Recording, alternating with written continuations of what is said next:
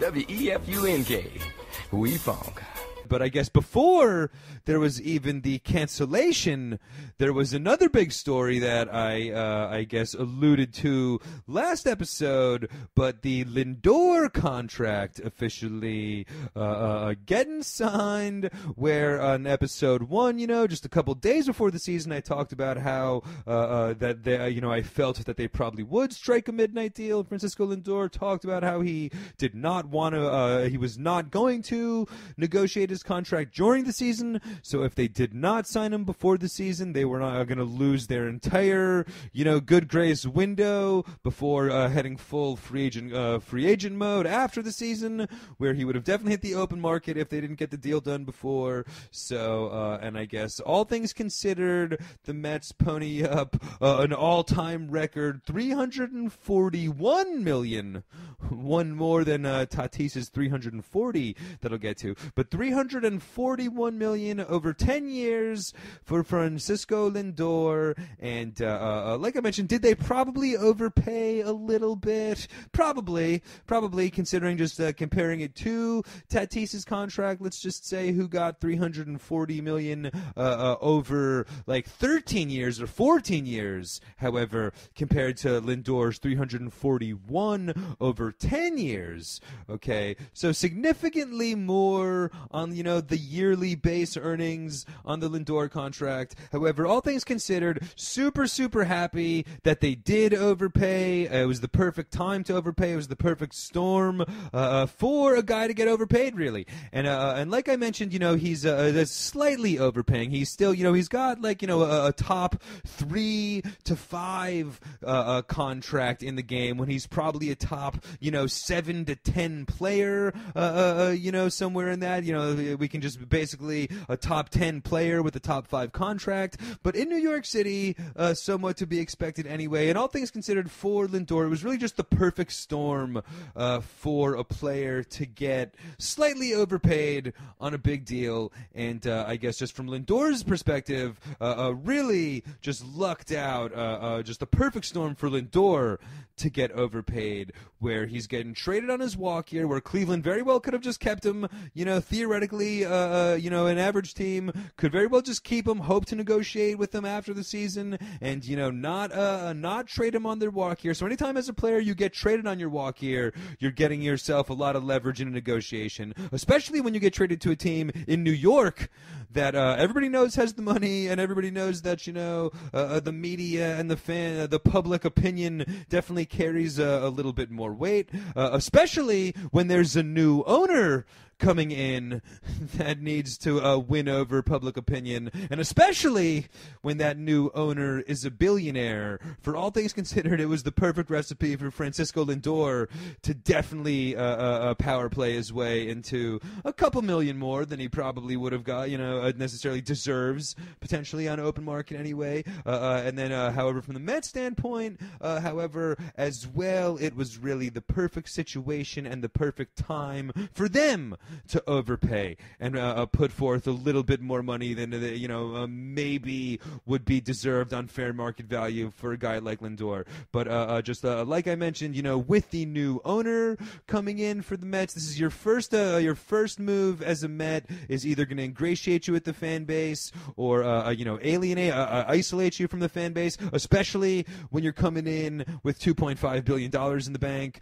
There's no excuse to not spend the extra, and in the fans' eyes, there would be no excuse to not spend the extra couple of bucks and bring the guy in. So that would have been a PR nightmare for Cohen to start off his Mets, the Mets era by not putting out the extra money. So from the franchise, the organization, really a perfect time to put forth a little bit extra cash, and especially with the roster that the Mets already have in place, with a lot of homegrown superstars on the team. Already the most important player on the team, DeGrom, already signed up, of course, before the 2019 season. So you got DeGrom, you don't have to worry about Alonso, McNeil, Dominic Smith. That could very well be the core of your team. Alonso is a superstar. McNeil and Smith are both look like perennial all-star kind of guys.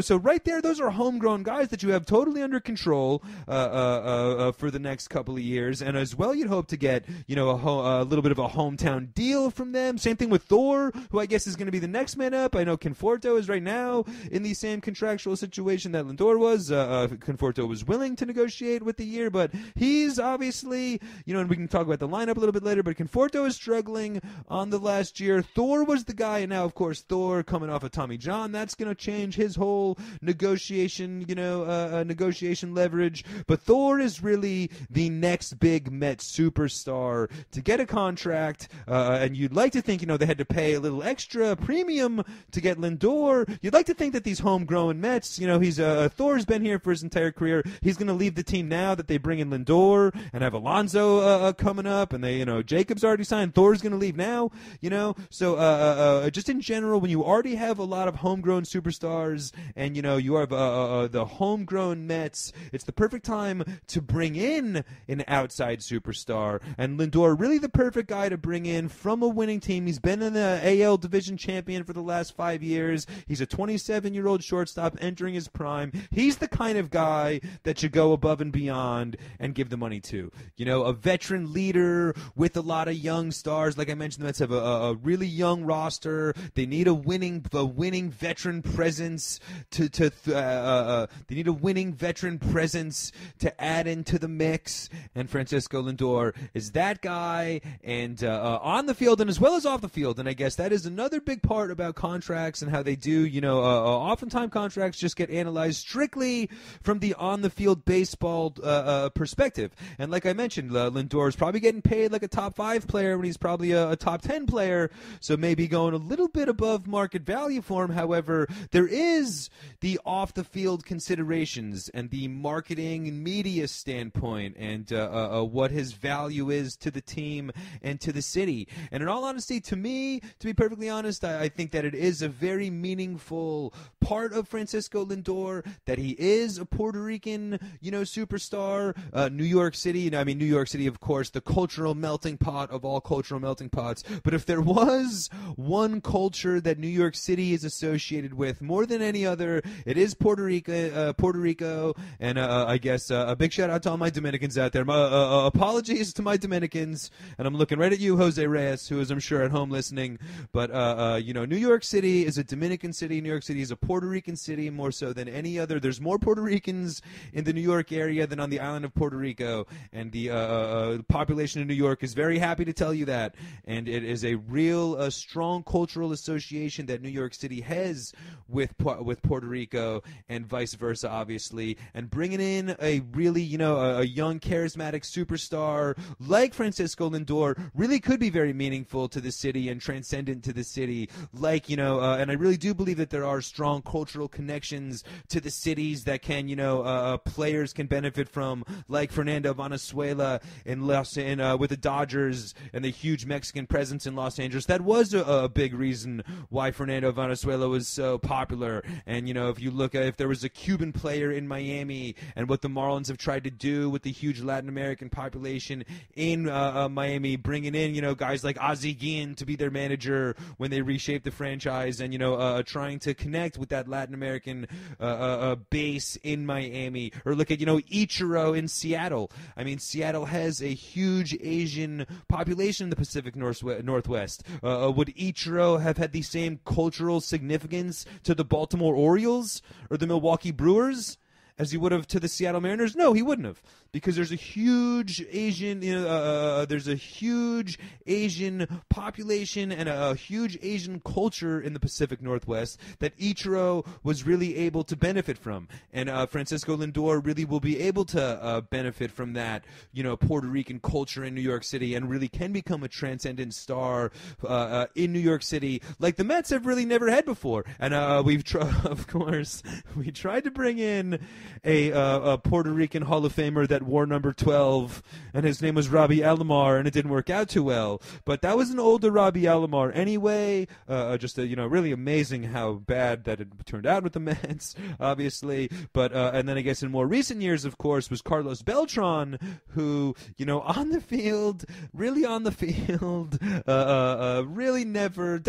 never lived up to his full potential anyway. And after the 2006-2007 season, as a Mets fan, you definitely felt that the whole Beltran era, did not, live up to expectations anyway, like I said. And really, in terms of being a transcendent star with the Puerto Rican base in New York City, Beltran, first of all, he got off to the wrong foot with the New York fans by not taking the curtain call on the whole Julio Franco situation. But so Beltran was kind of at war with the Mets fans in general, but also just in terms of a personality, Beltran was a more reserved, quiet guy. He was not Beltran wasn't showing up to spring training with electric blue hair like Lindor. Lindor is just a more charismatic personality, and I feel that, hopefully he's not going to start off by with a civil war against Mets fans, a la Beltran for getting booed, But so hopefully Lindor will start off on a better foot. But ultimately, I just feel like he's a more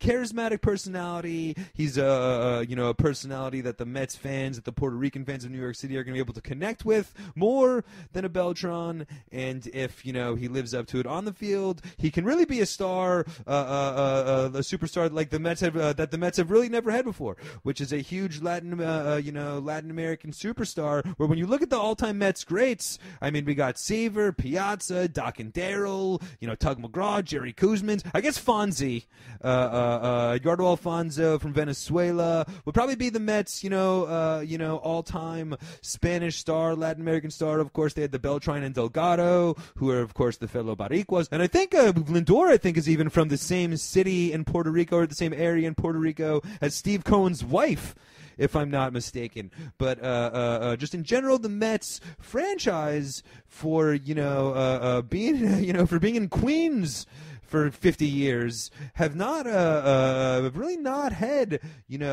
many, and have not really had like a major Puerto Rican star. And I guess we've tried with Alomar and Beltran, but hopefully Lindor is the one to really break through and be a transcendent figure in the New York City area and a cultural icon here for the Mets. Big F! WEFUNK.